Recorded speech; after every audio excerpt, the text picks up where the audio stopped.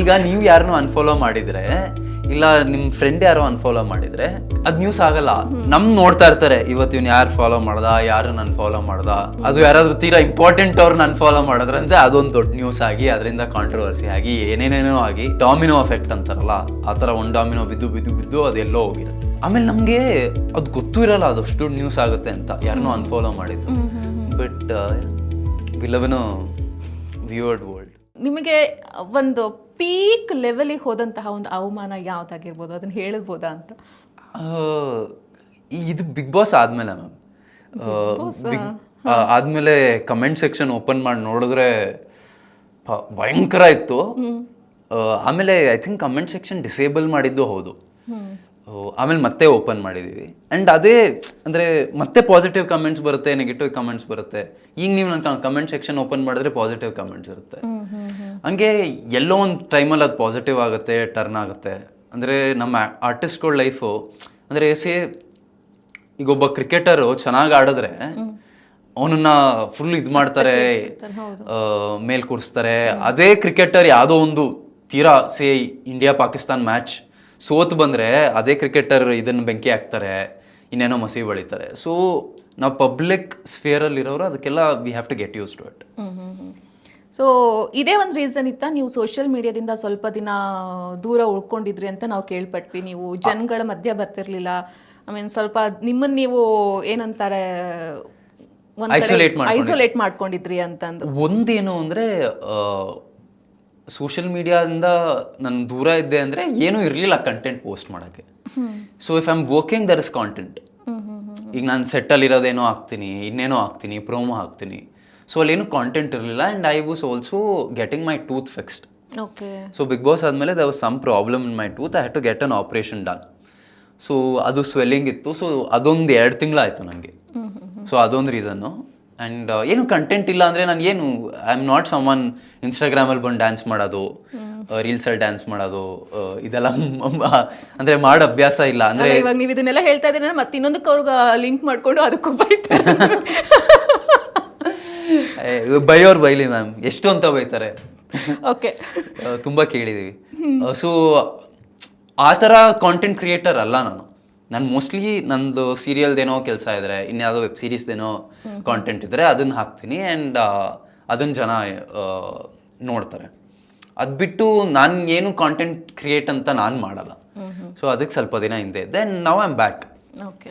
So ನಾನು observe ಮಾಡಿರೋ ಪ್ರಕಾರ ಹೇಳ್ತಾ ಇರೋದು, ನಿಮ್ಮ ಒಬ್ರದ್ದೇ ಅಂತ ನಾನು ಹೇಳ್ತಾ ಇಲ್ಲ, ನಾನು ಎಷ್ಟೊಂದು ಜನ ಅಬ್ಸರ್ವ್ ಮಾಡಿದ್ದೀನಿ. ಸಪೋಸ್ ಏನಾದರೂ ಆಯಿತು ಅಂದರೆ, ಏನಾದರೂ ಇಬ್ರು ಫ್ರೆಂಡ್ಶಿಪ್ ಮಧ್ಯೆ ಜಗಳ ಆಯಿತು ಅಂತಂದರೆ, ನೀವು ಅದನ್ನ ಡೈರೆಕ್ಟಾಗಿ ವಾರ್ ಮಾಡೋದಿಲ್ಲ, ಡಿಜಿಟಲ್ ವಾರ್ ಮಾಡ್ತೀರಾ. ಹೆಂಗೆ ಡಿಜಿಟಲ್ ವಾರ್ ಅಂದರೆ, ಒಂದು ಅವ್ರನ್ನ ಫಾಲೋ ಇದ್ದಿದ್ದು ಅನ್ಫಾಲೋ ಮಾಡೋದು, ಬ್ಲಾಕಿಗೆ ಹಾಕೋದು, ಈ ಥರದ್ದು ಯಾಕೆ ಆರ್ಟಿಸ್ಟ್ಗಳು ಮಾಡ್ತಾರೆ ಅಂತ ನಂಗೆ ಸಿಕ್ಕಾಪಟ್ಟೆ ಒಂದು ದೊಡ್ಡ ಕ್ವೆಶನ್ ಇದೆ. ಮ್ಯಾಮ್ ಆರ್ಟಿಸ್ಟ್ಗಳಲ್ಲ, ಇದನ್ನ ಈಗಿನ ಜನ್ರೇಷನ್ ಅವ್ರು ಎಲ್ಲರೂ ಮಾಡ್ತಾರೆ. ಒಂದು ಕ್ಲಾಸ್ ರೂಮಲ್ಲೂ ನಡೆಯುತ್ತೆ, ಒಂದು ಆಫೀಸಲ್ಲೂ ನಡೆಯುತ್ತೆ. ಪ್ರಾಬ್ಲಿ ನಿಮ್ಮಿಲ್ಲ ಇವಾಗ ನಾವು ಮಾಡ್ತೀವಿ, ಬಟ್ ನಮ್ದು ಅದು ನ್ಯೂಸ್ ಆಗಲ್ಲ.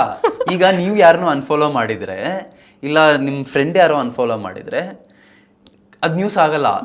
ನೋಡ್ತಾ ಇರ್ತಾರೆ, ಇವತ್ತು ಇವ್ನು ಯಾರು ಫಾಲೋ ಮಾಡ್ದ, ಯಾರು ನನ್ ಫಾಲೋ ಮಾಡ್ದ. ಅದು ಯಾರಾದ್ರೂ ತೀರಾ ಇಂಪಾರ್ಟೆಂಟ್ ಅವ್ರು ನನ್ ಫಾಲೋ ಮಾಡಿದ್ರಂತೆ ಅದೊಂದು ದೊಡ್ಡ ನ್ಯೂಸ್ ಆಗಿ ಅದರಿಂದ ಕಾಂಟ್ರವರ್ಸಿ ಆಗಿ ಏನೇನೇನೋ ಆಗಿ ಈ ಡಾಮಿನೋ ಎಫೆಕ್ಟ್ ಅಂತಾರಲ್ಲ, ಆ ಥರ ಒಂದು ಡಾಮಿನೋ ಬಿದ್ದು ಬಿದ್ದು ಬಿದ್ದು ಅದೆಲ್ಲೋ ಹೋಗಿರುತ್ತೆ. ಸೊ ಎಲ್ಲರಿಗೂ ನೀವು ಒಂದು ಆಹಾರ ಆಗ್ಬಿಡ್ತೀರಿ. ಅವ್ರಿಗೆ ಬೇಕಾಗಿರತ್ತೆ ಆ ಥರದ ಒಂದು ಕಂಟೆಂಟು, ನೀವು ಪಾಪ ಅವ್ರಿಗಂತ ಕೊಟ್ಬಿಟ್ಟು. ಆಮೇಲೆ ನಮಗೆ ಅದು ಗೊತ್ತೂ ಇರಲ್ಲ ಅದಷ್ಟು ನ್ಯೂಸ್ ಆಗುತ್ತೆ ಅಂತ, ಯಾರನ್ನೋ ಅನ್ಫಾಲೋ ಮಾಡಿದ್ದು. But we live in a weird world. Okay. So ಈ ಸೀರಿಯಲ್ನ ನೀವು ಒಪ್ಕೊಂಡಿದ್ದು ಯಾಕೆ ಅಂತ ನಾನು ನೋಡ್ತಾ ಹೋದಾಗ, ಯಾವುದು 100 ಜನ್ಮಕ್ಕೂ ಸೀರಿಯಲ್, ನಿಮಗೆ ಒಂದು ಫ್ಯಾಂಟಸಿ ಇರುವಂಥದ್ದು ಒಂದು ಕತೆ ಮಾಡಬೇಕು ಅಂತ ತುಂಬ ಆಸೆ ಇತ್ತು ಅಂತ ನಾವು ಗೊತ್ತಾಯಿತು ನಮಗೆ. ಸೊ ನಿಮಗೆ ಈ ಸೀರಿಯಲ್ ಮಾಡಿದ್ಮೇಲೆ ಅದು ಸ್ಯಾಟಿಸ್ಫ್ಯಾಕ್ಷನ್ ಸಿಕ್ತಾ? ನಾನು ಈ ಥರದೊಂದು ಸೀರಿಯಲಲ್ಲಿ ಮಾಡಿದೆ, ನಂದು ಡ್ರೀಮ್ ಕಮ್ ಟ್ರೂ ಆಯಿತು ಅಂತ? ಅಂದರೆ ಡ್ರೀಮ್ ಕಮ್ ಟ್ರೂ ಎಲ್ಲ ಏನಿಲ್ಲ, ಬಟ್ ನನಗೆ I wanted to do a fantasy show. Ma'am ಪ್ರತಿ ಸೆಟ್ಟಲ್ಲೂ ಏನೋ ಒಂದು ಕಲಿಯೋದಿರುತ್ತೆ. ಫಾರ್ ಎಕ್ಸಾಂಪಲ್, ಈಗ ನಾವು ನಾರ್ಮಲಿ ಏನೋ ಒಂದು ಕಾನ್ವರ್ಸೇಷನ್ ಮಾಡ್ತಾ ಇರ್ತೀವಿ ಅಂದರೆ ಸೀರಿಯಲಲ್ಲಿ. ಬಟ್ ಈ ಸೀರಿಯಲಲ್ಲಿ ಏನು ಅಂದರೆ ಅಲ್ಲೇನೋ ಸೂಪರ್ ನ್ಯಾಚುರಲ್ ಎಲಿಮೆಂಟ್ ಇರುತ್ತೆ.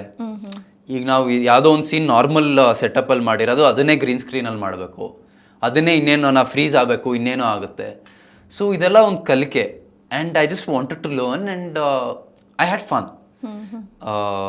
ನನಗೆ ಖುಷಿ ಇದೆ, ಅಂದರೆ ನಾನು ತುಂಬ ದಿನ ಮಾಡಿಲ್ಲ, ಒಂದು 2 ತಿಂಗಳು ಮಾಡಿದ್ದೀನಿ ಅಷ್ಟೇ ಶೋ. ಬಟ್ 2 ತಿಂಗಳಲ್ಲಿ ನನಗೆ ತುಂಬ ಬೇರೆ ಬೇರೆ ಥರ ಅಂದರೆ ಕ್ಯಾರೆಕ್ಟರ್ನ ಎಕ್ಸ್ಪ್ಲೋರ್ ಮಾಡೋಕ್ಕೆ ಚಾನ್ಸ್ ಸಿಕ್ತು. ಒಂದಿನ ಏನೋ ದೆವ್ವ ಬಂದಿರುತ್ತೆ, ಇನ್ನೊಂದಿನ ಏನೋ ಬ್ಲ್ಯಾಕ್ ಮ್ಯಾಜಿಕ್ ಮಾಡಿರ್ತಾರೆ, ಇನ್ನೊಂದಿನ ಏನೋ ಸಾಯ್ತಾ ಇರ್ತೀನಿ, ಇನ್ನೊಂದಿನ ಏನೋ ಬದುಕಿರ್ತೀನಿ, ಇನ್ನೇನೋ ಸಾಯೋ ಅಷ್ಟೊತ್ತಿಗೆ ಬದುಕಿಸ್ಬಿಡ್ತಾರೆ. So it's all fun. ಇನ್ನೆಲ್ಲೋ ಬೆಂಕಿ ಎತ್ಕೊಂಡಿರುತ್ತೆ. ಸೊ ನಾನೊಂದ್ ಯಾವುದೋ ಪ್ರೋಮೋ ನೋಡ್ರೆ, ಅಂದ್ರೆ ಅವಾಗ ಪೋಸ್ಟ್ ಆಗಿದ್ದು ಪ್ರೋಮೋ, ನೀವು ಅಲ್ಲಿ ಮೈತ್ರಿನ ಮಾತಾಡ್ತಿರ್ಬೇಕಾರೆ ಆ ಕಡೆ ದೆವ್ವ ನಿಮ್ಮನ್ನ ಕರಿಯತ್ತೆ, ನಿಮ್ ಕಣ್ಣು ಬ್ಲೂ ಕಣ್ ಬ್ಲೂ ಆಗುತ್ತೆ, ರೆಡ್ ಆಗುತ್ತೆ. ಸೊ ನಾನು ಅವಾಗ ಈ ತರ ಎಲ್ಲ ತುಂಬಾ ಸೀರೀಸ್ ನೋಡ್ತಾ ಇದ್ದೆ. ಸೂಪರ್ ನ್ಯಾಚುರಲ್ ಇರ್ಬೋದು, ವ್ಯಾಂಪೈರ್ ಡೈರೀಸ್ ಇರ್ಬೋದು, ಅದ್ರಲ್ಲಿ ಕಣ್ ಬೇರೆ ಬೇರೆ ಕಲರ್ ಆಗುತ್ತೆ. So it's nice, it is a lot of fun. Okay. So ಅವಾಗ ನಾವು CG ಬಗ್ಗೆ ಮಾತಾಡ್ತಾ ಇದೀವಿ. CG ಮತ್ತೆ VFX ಬಳಸ್ಬಿಟ್ಟು ನೀವು ಮಾಡೋದು, ಬಿಕಾಸ್ ನಮಗೆ ಅಲ್ಲಿ ಏನಂತ ಗೊತ್ತಾಗಲ್ಲ, ನಮಗೆ ಬರೀ ಏನು ಬರುತ್ತಲ್ಲ ಅದ್ರದ್ದು ಔಟ್ಲುಕ್ ನಮಗೆ ಕಾಣಿಸ್ತಾ ಇರುತ್ತೆ. ಅದ್ರ ಹಿಂದ್ಗಡೆದು ಏನು ಸಾಹಸ ನೀವು ಮಾಡಿರ್ತೀರೋ ಅದು ಯಾವುದು ನಮಗೆ ಕಾಣಿಸೋದಿಲ್ಲ. ಇವಾಗ ಗ್ರೀನ್ ಮ್ಯಾಟಲ್ಲಿ ಅದೆಲ್ಲ ನೀವು ಮಾಡ್ತಿರ್ಬೇಕಾದ್ರೆ ಅದು ನಿಜವಾಗ್ಲೂ ಏನು ಸೀರಿಯಸ್ ಅಂತಾನೂ ಅನ್ಸಲ್ಲ, ಬಿಕಾಸ್ ನಗು ಹೆಂಗ್ ಬರ್ತಾ ಇರತ್ತೆ ಅಂದ್ರೆ ನಾನು ನೋಡ್ತಾ ಇರ್ತೀನಿ, ಆಯ್ತಾ, ಅದನ್ನೆಲ್ಲ ಕಂಟ್ರೋಲ್ ಮಾಡ್ಕೊಂಡು ಅಷ್ಟು ಕಾಮಿಡಿ ಮಾಡಿಕೊಂಡು ಆ ಸೀರಿಯಸ್ ಆಗಿ ಹೆಂಗ್ ತಗೊಂಡ್ಬರ್ತೀರಾ, ಅದೆಷ್ಟು ಅದ್ರದ್ದು ಎಕ್ಸ್ಪೀರಿಯನ್ಸ್ ಹೇಳಿ, ಯಾವ ಥರ ಕಾಮಿಡಿ ಆಗ್ತಾ ಇತ್ತು ಅಲ್ಲಿ ಅಂತ. ಸೊ ಯಾವುದೋ ಒಂದು ಸೀನಲ್ಲಿ ನನ್ನೇನೋ ಇನ್ನೊಂದೇನು ಅಂದರೆ, ಸೀರಿಯಲ್ಗಳಲ್ಲಿ ಹೀರೋಗಳಿಗೆ ತುಂಬ ದೇ ಡೋಂಟ್ ಹ್ಯಾವ್ ಏಜೆನ್ಸಿ. ಅಂದರೆ ಅವ್ರು ಏನೋ ನಾನು ಮಾಡ್ಬಿಡ್ತೀನಿ ಅಂತಾರೆ, ಆಮೇಲೆ ಏನು ಮಾಡೋದೆಲ್ಲ ಹೀರೋಯಿನ್ನೇ. ಬಿಕಾಸ್ ಸೀರಿಯಲ್ಗಳಲ್ಲಿ ಹೀರೋಯಿನ್ಗಳೇ. It is always a female lead mostly. ಅಂದರೆ 10 ಸೀರಿಯಲ್ ಬಂದರೆ 9 ಸೀರಿಯಲ್ ಹಂಗೆ. ಸೊ ಯಾವುದೋ ಒಂದು ಇದ್ರಲ್ಲಿ ನಾನು ಮೈತ್ರಿನ ಹುಡ್ಕೊಂಬರ್ತೀನಿ ಅಂತ ಹೊಡ್ತೀನಿ, ಕಟ್ ಮಾಡಿ ನೋಡಿದ್ರೆ ಯಾವುದೋ ಒಂದು ಕೇಜಲ್ಲಿ ನಾನು ಹಾಕಿರ್ತಾರೆ, ಬಿದ್ದೋಗಿರ್ತೀನಿ ನಾನು, ಆಯ್ತಾ. ಆಮೇಲೆ ಬಂದು ಅವಳೇ ಬಿಡ್ಸ್ಕೊಂಡು ಹೋಗ್ತಾಳೆ, ಬೆಂಕಿ ಎಲ್ಲ ಹತ್ಕೊಂಡಿರುತ್ತೆ. ಸೊ ಅವಳು ಅಂದರೆ ಹೆಗ್ಲ ಮೇಲೆ ನಾನು ಹಿಂಗೆ ಕೈ ಹಾಕೊಂಡು ಅವಳು ಕರ್ಕೊಂಡು ಹೋಗ್ತಾ ಇರ್ತಾಳೆ. ಸೊ ಸಡನ್ನಾಗಿ ಬೆಂಕಿ ಬರುತ್ತೆ ಅಂತ. ಸೊ ಹಿಂಗೆ ಇದೇ ಥರ ಗ್ರೀನ್ ಮ್ಯಾಟ್ ಇರುತ್ತೆ, ಬೆಂಕಿ ಬರುತ್ತೆ. ಆ್ಯಂಡ್ ಫಸ್ಟ್ ಇನ್ಸ್ಟಿಂಕ್ಟ್ ಏನು, ಬೆಂಕಿ ಬಂದರೆ you are protecting your wife ಅಲ್ಲ. ಸೊ ಆ ಥರ ನಾನು ಹಿಂಗೆ ಮಾಡ್ತಾ ಇದ್ದೆ, ಇನ್ನೇನೋ ಮಾಡ್ತಾ ಇದ್ದೆ. ಡೈರೆಕ್ಟ್ರು ಸಡನ್ ಆಗಿ ನೋಡ್ಬಿಟ್ಟು, ಸರ್ ನೀವೆಲ್ಲ ಸೇವ್ ಮಾಡ್ತಾ ಇರೋದು, ಅವಳು ನಿಮ್ಮನ್ನು ಸೇವ್ ಮಾಡ್ತಾ ಇರೋದು, ಹೀರೋಯಿಸಮ್ ನಿಮ್ಗಿಲ್ಲ ಸರ್, ಅವಳಿಗಿರೋದು ಅಂತ ಅಂದರು. ಹೋಗ್ಲಿ ಬಿಡಿ ಸರ್ ಅಂತ ಮತ್ತೆ ವಾಪಸ್ ಹೋಗಿ ಆ ಸೀನ್ ಮತ್ತೆ ಮಾಡಿದ್ವಿ, ವೇರ್ ಅವಳು ಎಲ್ಲ ಹಂಗೆ. ಸೊ ಆ ಥರದ್ದೆಲ್ಲ ಎಕ್ಸ್ಪೀರಿಯನ್ಸ್ ಎಲ್ಲ ಕಟ್ ಮಸ್ತಾಗಿ ಬಾಡಿ ಬೆಳೆಸ್ಕೊಳ್ತೀರಾ, ಆದರೆ ನಿಮ್ಮನ್ನು ಬಂದು ಹೀರೋಯಿನ್ ಸೇವ್ ಮಾಡೋದು? ಎಲ್ಲ ಹೀರೋಯಿನ್ನೇ ಮಾಡೋದು. ಓಕೆ. ಸ್ವಲ್ಪ ದಿನದ ಮಟ್ಟಿಗೆ ಅಷ್ಟೇ ನೀವು ಇದ್ದಿದ್ದು, 2 ತಿಂಗಳು ನೀವಲ್ಲಿ ಆ ಒಂದು ಸೀರಿಯಲ್ನಲ್ಲಿ ಭಾಗಿಯಾಗಿದ್ದು. ಓವರ್ ಆಲ್ ಎಕ್ಸ್ಪೀರಿಯನ್ಸ್ ಹೇಗಿತ್ತು ನಿಮಗೆ ಅಲ್ಲಿ? ಮ್ಯಾಮ್ ಒಂದೇನು ಅಂದರೆ, ಟೀಮ್ ಅವರು they are very welcoming. So ಯಾವುದೇ ನೀವು ಹೊಸ ಸೀರಿಯಲ್ಗೆ ಆಸ್ ಅ ರಿಪ್ಲೇಸ್ಮೆಂಟ್ ಹೋದಾಗ ಅದು ಹೆಂಗೆ ಅಂದರೆ, ಮಿಡಲ್ ಆಫ್ ದ ಇಯರ್ ನೀವು ಒಂದು ಸ್ಕೂಲ್ ಬಿಟ್ಟು ಇನ್ನೊಂದು ಸ್ಕೂಲ್ ಸೇರ್ಕೊಂಡಂಗೆ. ಆ್ಯಂಡ್ ಆಲ್ರೆಡಿ ಒಂದಷ್ಟು ಜನ ಫ್ರೆಂಡ್ಸ್ ಇರ್ತಾರೆ, ಅವರು ಆಲ್ರೆಡಿ ಒಂದು ಫ್ಯಾಮಿಲಿ ಥರ ಆಗ್ಬಿಟ್ಟಿರ್ತಾರೆ. ಅವಾಗ ನೀವು ಹೊಸದಾಗಿ ಹೋದಾಗ there is some sort of friction. But ನಮ್ಮ ಸೆಟ್ಟಲ್ಲಿ ಆ ಥರ ಯಾವುದೂ ಇರಲಿಲ್ಲ. ಆ್ಯಂಡ್ ಸ್ಟಾರ್ಟಿಂಗಲ್ಲಿ ಏನು ಅಂದ್ಕೊಂಡಿದ್ರು ಅಂತಂದರೆ, ಸೊ ಬಿಗ್ ಬಾಸಲ್ಲಿ ನಾನು ಭಾಗ್ಯಶ್ರೀ ಸ್ವಲ್ಪ ಭಾಗ್ಯ ಮ್ಯಾಮ್ ತುಂಬ ಜಗಳ ಎಲ್ಲ ಆಡಿದ್ವಿ. ಸೊ ಅವ್ರ ಜೊತೆ ನಾನು ಮಾತಾಡೋದೇ ಇಲ್ಲೇನೋ, ನಾನು ಮತ್ತೆ ಇಲ್ಲಿ ಜಗಳ ಆಡ್ತೀನೇನೋ, ಆ ಥರ ಎಲ್ಲ ಸ್ವಲ್ಪ ಏನೇನೋ ಇತ್ತಂತೆ. ಬಟ್ ಆ ಥರ ಎಲ್ಲ ಏನೂ ಆಗಿಲ್ಲ, ನಾವೆಲ್ಲ ಆರಾಮಾಗಿದ್ವಿ. ಆ್ಯಂಡ್ ಎವ್ರಿ ಒನ್, ಡೈರೆಕ್ಷನ್ ಟೀಮಿಂದ ಹಿಡಿದು ಪ್ರೊಡಕ್ಷನ್ ಟೀಮ್, ಯೂನಿಟ್ ಹುಡುಗರು, everyone was very cooperative. ಎಲ್ಲ ಕೋ ಆ್ಯಕ್ಟರ್ಸ್ ಎಲ್ಲ ತುಂಬ ಚೆನ್ನಾಗಿದ್ರು. And it was fun. So ಏನೊಂದು ಚೇಂಜಸ್ ತರ್ಬೋದಾಗಿತ್ತು? ಸಪೋಸ್ ಮುಗಿಸೋ ಬದಲು ಏನಾದರೂ ಒಂದು ಚೇಂಜಸ್ ತೊಗೊಂಬಂದು ಏನಾದರೂ ಒಂದು ಟ್ರಯಲ್ ಆ್ಯಂಡ್ ಎರರ್ ಆ ಥರದ್ದು ಏನಾದರೂ ಮಾಡ್ಬೋದಾಗಿತ್ತು ಅಂದಿದ್ರೆ ಏನು ಮಾಡ್ಬೋದಾಗಿತ್ತು? I don't know, I'm writing. I feel like everything comes down to writing. And so theatre is an actor's medium. ಅಲ್ಲಿ ಒನ್ಸ್ ನೀವು ಸ್ಟೇಜ್ ಮೇಲೆ ಹೋದ್ಮೇಲೆ ಯಾರೂ ಬಂದ್ಬಿಟ್ಟು ನಿಮ್ಗೆ ಹೇಳಲ್ಲ ನೀವು ಹಿಂಗೆ ಮಾಡಬೇಕು ಹಂಗೆ ಮಾಡಬೇಕು ಅಂತ. ಸ್ಟೇಜ್ ಮೇಲೆ ಹೋದ್ಮೇಲೆ ಸ್ಟೇಜ್ ನಿಮ್ಮದೇ. Cinema is a directors medium. ನೀವು ಏನೇ ಮಾಡಿದ್ರು ಮಾಡದೇ ಇದ್ರು ಡೈರೆಕ್ಟರ್ ಕಟ್ ಮಾಡ್ತಾರೆ, ಇದು ಮಾಡ್ತಾರೆ. I feel like television is a writers medium. ಪ್ರತಿ ಡೆಸಿಷನ್ನು, ಪ್ರತಿ ಇದು ಮಾಡೋದು ರೈಟರ್ ಹತ್ರ ಇರುತ್ತೆ, ಚಾನಲ್ ಹತ್ರ ಇರುತ್ತೆ. So if writers have more power ಅಲ್ಲ, ಆ್ಯಂಡ್ ಅವರು they have more freedom, I think they'll ಅಂದರೆ ತುಂಬ ಒಳ್ಳೊಳ್ಳೆ ಸ್ಟೋರಿಗಳು ಬರುತ್ತೆ. ಸೊ ನೀವು ಹೇಳೋ ಪ್ರಕಾರ ಚಾನಲ್ ಅವರು ಜಾಸ್ತಿ ಅವ್ರ ಮೇಲೆ ಹೊರೆ ಹಾಕ್ತಾರೆ ಅಂದ್ರೆ ಅವ್ರದ್ದು ಸ್ವಲ್ಪ ಜಾಸ್ತಿ ನಡೆಯತ್ತೆ, ಈ ಕಡೆ ರೈಟರ್ಸ್ ಕಡಿಮೆ ನಡೆಯತ್ತೆ? ಐ ಡೋಂಟ್ ನೋ, ಅಂದರೆ ನಂಗೆ ತುಂಬ ಇದ್ರ ಬಗ್ಗೆ ಡೀಟೇಲ್ ಗೊತ್ತಿಲ್ಲ. But I feel like writing if it gets better, everything will get better. ನಾನೊಬ್ರು ಸೀನಿಯರ್ನ ಮಾತಾಡಿಸಿದಾಗ ಅವ್ರು ಅದನ್ನೇ ಹೇಳಿದ್ದು. ಮುಂಚೆ ಧಾರಾವಾಹಿಗಳಲ್ಲಿ ಏನಾಗ್ತಾ ಇತ್ತಪ್ಪ ಅಂತಂದ್ರೆ ಎಲ್ಲ ಡಿಪೆಂಡ್ ಆಗ್ತಾ ಇದ್ದಿದ್ದು ರೈಟಿಂಗ್ ಮೇಲೆ, ಡೈರೆಕ್ಟರ್ ಮೇಲೆ, ರೈಟಿಂಗ್ ಮೇಲೆ ಡಿಪೆಂಡ್ ಆಗ್ತಾ ಇತ್ತು. ಈವನ್ ಯಾರನ್ನ ಕಾಸ್ಟ್ ಮಾಡಬೇಕು ಅನ್ನೋದು ಕೂಡ ಅವರೇ ಡಿಸೈಡ್ ಮಾಡ್ತಾ ಇದ್ರು. ಬಟ್ ಇವತ್ತಿನ ಒಂದು ದಿನಗಳಲ್ಲಿ ಏನಾಗ್ತಾ ಇದೆ, ಎಲ್ಲವೂ depend on channels. So even cost ಮಾಡೋದು ಕೂಡ ಚಾನಲ್ ಅವರು ಡಿಸೈಡ್ ಮಾಡ್ತಾ ಇದ್ದಾರೆ. ಸೊ ಇಲ್ಲಿ ಡೈರೆಕ್ಟರ್ಸಿಗಾಗಿರ್ಬೋದು, ರೈಟರ್ಸಿಗಾಗಿರ್ಬೋದು, ಅವ್ರಿಗೊಂದು ಸ್ವಲ್ಪ ಫ್ರೀಡಮ್ ಕಡಿಮೆ ಇದೆ ಅಂತಂದು. ಅಂದರೆ ಮ್ಯಾಮ್, ದ ಥಿಂಗ್ ಇಸ್, ನಮ್ಮ ಇಂಡಸ್ಟ್ರಿ ಅಲ್ಲ, it is a mixture of art and commerce. ಒಂದು ಕಡೆ ಕಾಮರ್ಸ್ ಇರುತ್ತೆ, ವೇರ್ ನಿಮ್ಮ TRP ಇರುತ್ತೆ, ನಂಬರ್ಸ್ ಇರುತ್ತೆ, ಸ್ಪಾನ್ಸರ್ಸ್ ಇರ್ತಾರೆ. ಇನ್ನೊಂದು ಕಡೆ ಆರ್ಟ್ ಇರುತ್ತೆ, where a writer is telling a story. So ಇದು ಎಲ್ಲೋ ಮಧ್ಯದಲ್ಲಿ we have to find a middle ground. ಆ ಮಿಡಲ್ ಗ್ರೌಂಡ್ ಯಾವಾಗ ನಾವು ಫೈಂಡ್ ಮಾಡಲು, that is where. Okay. So ನೀವು ಕನ್ನಡನ ಅಷ್ಟೇನಾ ಅಥವಾ ಬೇರೆ ಭಾಷೆಯಲ್ಲೂ ನೀವು ಹೋಗಿದ್ದೀರಾ, ಆ್ಯಕ್ಟ್ ಮಾಡಿ? ಮ್ಯಾಮ್, ನಾನು ಹಿಂದಿ ಥಿಯೇಟರ್ ಮಾಡ್ತಾ ಇದ್ದೆ, ಇಂಗ್ಲೀಷ್ ಥಿಯೇಟರ್ ಮಾಡ್ತಾ ಇದ್ದೆ. Okay, theatre. I started of by doing Hindi and English theatre. ಅದಾದಮೇಲೆ ನಾನು ಕನ್ನಡ ಟೆಲಿವಿಷನ್ ಬಂದಿದ್ದು. ಓಕೆ. ಸೊ ಆವಾಗಲೇ ಹೇಳಿದೆ, ಧಾರಾವಾಹಿ ನೋಡೋದು ಇವಾಗ ಎಷ್ಟು ಬೋರ್ ಆಗ್ತಾ ಇದೆ ಜನರಿಗೆ ಅಂತಂದು. ಸೊ ಇವಾಗ ಅದಾದ್ಮೇಲೆ ಏನಾಯಿತು, ಧಾರಾವಾಹಿಯಿಂದ ವೆಬ್ ಸೀರೀಸಿಗೆ ಬಂತು. ಸೊ ವೆಬ್ ಸೀರೀಸ್ ಜನರು ಜಾಸ್ತಿ ಅಡಿಕ್ಟ್ ಆಗೋದಕ್ಕೆ ಸ್ಟಾರ್ಟ್ ಆದ್ರು. ಇವಾಗಲೂ ಕೂಡ ಎಷ್ಟೋ ಜನರು ಧಾರಾವಾಹಿಗಿಂತಲೂ ವೆಬ್ ಸೀರೀಸ್ನ ಒಂದು ಸ್ವಲ್ಪ ಜಾಸ್ತಿ ಡಿಮಾಂಡ್ ಮಾಡ್ತಾ ಇದ್ದಾರೆ, ಪ್ರಿಫರೆನ್ಸ್ ಜಾಸ್ತಿ ಕೊಡ್ತಾ ಇದ್ದಾರೆ. ಈಗ ವೆಬ್ ಸೀರೀಸ್ ಆದಮೇಲೆ ಮೈಕ್ರೋ ಸೀರೀಸ್. ನೀವು ನನಗೆ ನೆನ್ನೆ ಹೇಳೋ ತನಕ ನಂಗೆ ಗೊತ್ತಿರಲಿಲ್ಲ. ಬಿಕಾಸ್ ನಾನು ಇನ್ಸ್ಟಾಗ್ರಾಮಲ್ಲಿ ಸ್ಕ್ರೋಲ್ ಮಾಡ್ತಾ ಹೋದಾಗ ನಂಗೆ ಅದೊಂದು ರೀಲ್ ಥರ ಬರ್ತಾ ಇತ್ತು. ನಾನು ಅನ್ಕೊಳ್ತಾ ಇದ್ದೆ, ಏನಿದು ನಂಗೆ ಅರ್ಥನೇ ಆಗ್ತಾ ಇಲ್ವಲ್ಲ ಅಂತ. ಸೀರಿಯಸ್ಲಿ ನನಗೆ ಹಂಗೆ ಅನಿಸಿತ್ತು, ಇದೇನೋ ಒಂಥರ ಯಾವ ಇದರಲ್ಲಿ ಬರ್ತಾ ಇದೆ ಇದು, ಯಾವ ಒಂದು ಆ್ಯಪಲ್ ಬರ್ತಾ ಇರೋದು ಇದು ಅಂತ ನಾನು ತಲೆ ಕೆಡಿಸ್ಕೊಂಡಿದ್ದೆ. ನೀವು ಹೇಳಿದ್ಮೇಲೆ ನನಗೆ ಗೊತ್ತಾಯ್ತು ಮೈಕ್ರೋ ಸೀರೀಸ್ ಇವಾಗ ಕನ್ನಡದಲ್ಲಿ ಸ್ಟಾರ್ಟ್ ಆಗಿದೆ ಅಂತಂದು. ಸೊ ಇದೆಲ್ಲ ಬಂತ ಹೋದ್ರೆ ಎಲ್ಲೋ ಒಂದ್ ಕಡೆ ಟಿವಿ ಇಂಡಸ್ಟ್ರಿಗೆ ಲಾಸ್ ಆಗತ್ತೆ ಅಂತ ಅನ್ಸೋದಿಲ್ಲ. ಬಿಕಾಸ್ ಎಲ್ಲರೂ ಕೂಡ ಒಂದ್ ಸ್ವಲ್ಪ ಕಡಿಮೆ ಸಮಯದಲ್ಲಿ ಕತೆ ಬೇಕು ಅಂತ ಹುಡ್ಕೋ ಜನ ಜಾಸ್ತಿ ಇವಾಗ. ಮ್ಯಾಮ್, ಅಂದರೆ ಫ್ರಮ್ ವಾಟ್ ಐ ಅಂಡರ್ಸ್ಟ್ಯಾಂಡ್ ಅಲ್ಲ, ಇಂಡಿಯಾಗೆ ಟೆಲಿವಿಷನ್ ಬಂದಾಗ ತೀರಾ ಅಪ್ಪರ್ ಮಿಡಲ್ ಕ್ಲಾಸ್ ಹೌಸಸಲ್ಲಿ ಮಾತ್ರ ಟೆಲಿವಿಷನ್ ಇತ್ತು. ಅಂದರೆ ಇನ್ ದ 80s 90s. ಅದಾದಮೇಲೆ ಗ್ಲೋಬಲೈಸೇಷನ್ ಆದಮೇಲೆ ಪ್ರತಿ ಮನೇಲೂ ಒಂದೊಂದು ಟೆಲಿವಿಷನ್ ಬಂತು. ಆ್ಯಂಡ್ ಟೆಲಿವಿಷನ್ ಬಂದಾಗ ಏನಾಯಿತು, ಸಿನಿಮಾ ಓಡಲ್ಲ, ಇನ್ನು ಮುಂದೆ ಎಲ್ಲರೂ ಟೆಲಿವಿಷನ್ನೇ ನೋಡೋದು, ಮನೆಯಲ್ಲೇ ಸಿನಿಮಾ ಬಂದಾಗ ಥಿಯೇಟ್ರಿಗೆ ಯಾರು ಹೋಗ್ತಾರೆ ಅಂತ ಹೇಳಿದ್ರು. ಆದರೆ ಸಿನಿಮಾ ಈಗಲೂ ಓಡ್ತಾ ಇದೆ. The number of screens has increased. But ಏನಾಗುತ್ತೆ ಅಂದರೆ ಆ ಆಡಿಯನ್ಸು ಈ ಆಡಿಯನ್ಸು ಬೇರೆ ಬೇರೆ ಆಗ್ತಾರೆ. ಅಂದರೆ ಸಿನಿಮಾ ನೋಡೋ ಆಡಿಯನ್ಸೇ ಬೇರೆ ಆಗ್ತಾರೆ, ಟೆಲಿವಿಷನ್ ನೋಡೋ ಆಡಿಯನ್ಸೇ ಬೇರೆ ಆಗ್ತಾರೆ. ಬಟ್ ಎಲ್ಲ ಮೀಡಿಯಮ್ಗೂ ಅದರದ್ದೇ ಆದ ಆಡಿಯನ್ಸ್ ಇದ್ದೇ ಇರ್ತಾರೆ. ಸೊ ಈಗ I think there is a new market. And ಆ ಮಾರ್ಕೆಟ್ಗೆ ಕೇಟರ್ ಮಾಡೋಕ್ಕೆ we are doing web series. ಈಗ ನಾವು ಮಾಡಿರೋ ಮೈಕ್ರೋ ಸೀರೀಸ್ ಇರ್ಬೋದು. ಸೊ ಇದೆಲ್ಲ it is for a newer market. And we R not taking away anything from the television market are the ನಿಮ್ಮ cinema audience ಏನಿದ್ದಾರೆ ಅವ್ರು ಯಾರು ಈಗ ಯಾರೋ ಸುದೀಪ್ ಸರ್ ಫಿಲಮ್ ನಾವು ನೋಡಲೇಬೇಕು ಅನ್ನೋರು, ಅವರು ಥಿಯೇಟ್ರಿಗೆ ಹೋಗಿ 300 ರೂಪಾಯಿ ಕೊಟ್ಬಿಟ್ಟು ಸುದೀಪ್ ಸರ್ ಸಿನಿಮಾ ನೋಡ್ತಾರೆ. ಅವ್ರು ಯಾರು ಇಲ್ಲಿ ಕೂತ್ಕೊಂಡು OTT 50 ರೂಪಾಯಿ ಕೊಟ್ಬಿಟ್ಟು ಇನ್ನೇದೋ OTT ಏನೋ ನೋಡಲ್ಲ. ಸೊ ಅದ್ರದ್ದು ಆಡಿಯನ್ಸ್ ಅಲ್ಲೇ ಇರ್ತಾರೆ, ಈ ಆಡಿಯನ್ಸ್ ಇಲ್ಲೇ ಇರ್ತಾರೆ. ಇಟ್ಸ್ ಜಸ್ಟ್ ದ್ಯಾಟ್ ನಾವು ಒಂದು ಹೊಸ ಮಾರ್ಕೆಟ್ ಓಪನ್ ಮಾಡೋಕ್ಕೆ ಟ್ರೈ ಮಾಡ್ತಾ ಇದ್ದೀವಿ. ಇಂಡಿಯಾದಲ್ಲಿ ಐ ಥಿಂಕ್ ಹೈಯೆಸ್ಟ್ ಪಾಪ್ಯುಲೇಷನ್ ಇದೆ. ಆ್ಯಂಡ್ ಪ್ರತಿ ಒಬ್ರಿಗೂ ಒಂದು ಬೇರೆ ಥರ ಕಾಂಟೆಂಟ್ ಬೇಕಾಗಿರುತ್ತೆ. ಆ್ಯಂಡ್ ನಾವು ಅಷ್ಟು ಮಾರ್ಕೆಟ್ ಓಪನ್ ಮಾಡಿಕೊಂಡ್ರೆ I feel like the entertainment in industry in India can go 10-fold. ನಾವು ಆಡಿಯನ್ಸನ್ನ ಕಿತ್ಕೊಳ್ಳೋಕ್ಕಿಂತ ಹೊಸ ಆಡಿಯನ್ಸನ್ನ ಕ್ಯಾಪ್ಚರ್ ಮಾಡೋಕ್ಕೆ ಟ್ರೈ ಮಾಡ್ತಾ ಇದ್ದೀವಿ ಅಷ್ಟೇ. ಓಕೆ.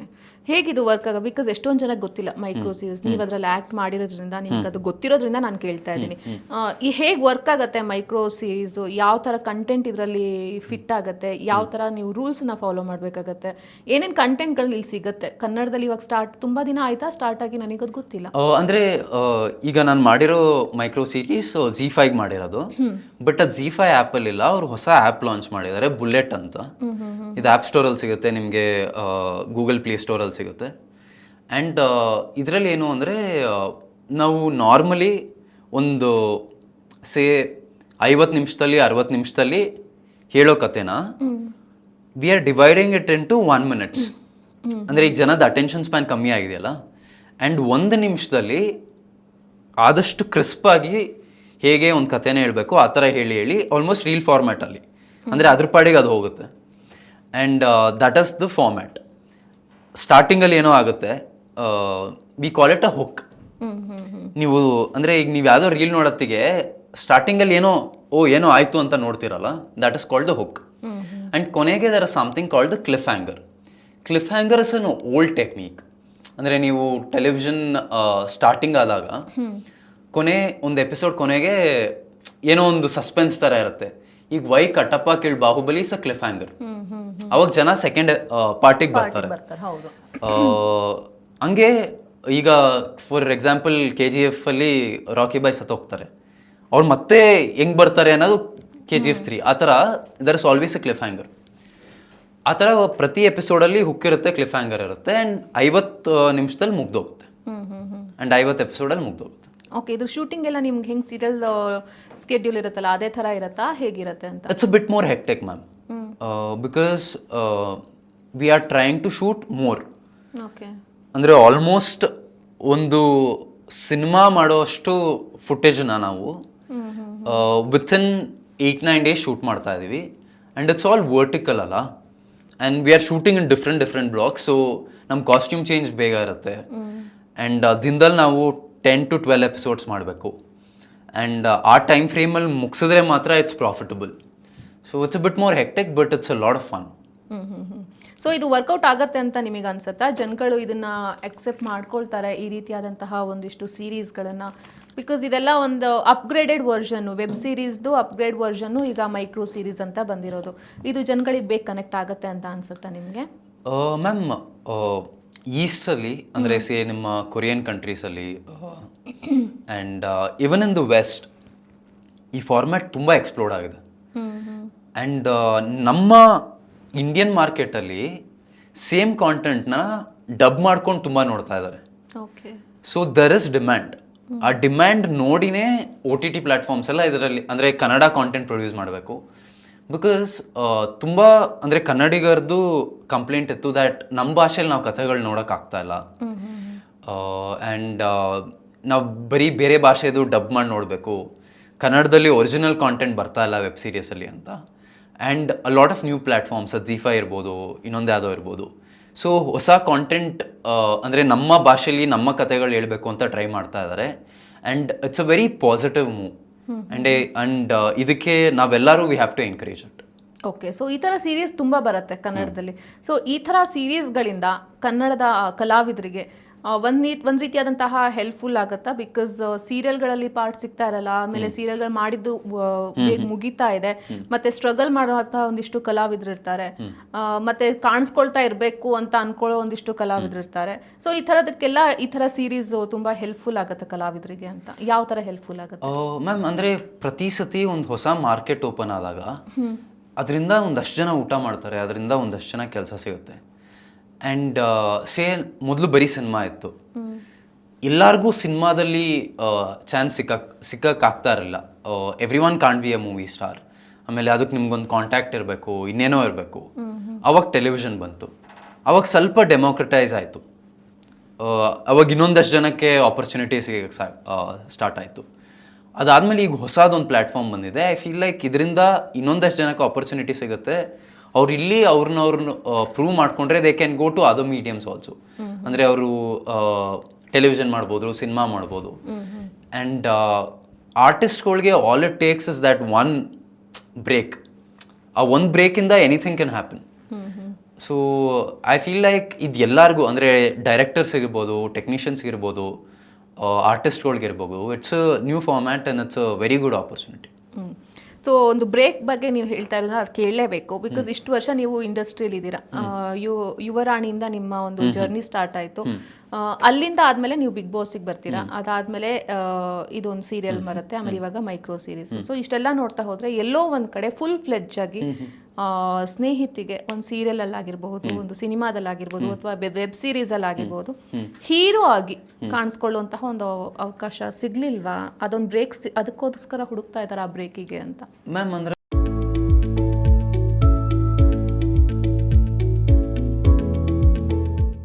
ಈ ವಿಡಿಯೋ ನಿಮಗೆ ಇಷ್ಟವಾಗಿದೆ ಅಂತ ನಾನು ಭಾವಿಸ್ತೀನಿ. ಇಷ್ಟವಾಗಿದ್ರೆ ಲೈಕ್ ಮಾಡಿ, ಕಮೆಂಟ್ ಮಾಡಿ, ಮತ್ತು ಶೇರ್ ಮಾಡಿ. ಹಾಗೆ ವಿಶ್ವವಾಣಿ ಸ್ಪೆಷಲ್ ಯೂಟ್ಯೂಬ್ ಚಾನಲ್ನ ಸಬ್ಸ್ಕ್ರೈಬ್ ಮಾಡಿ. Thank you.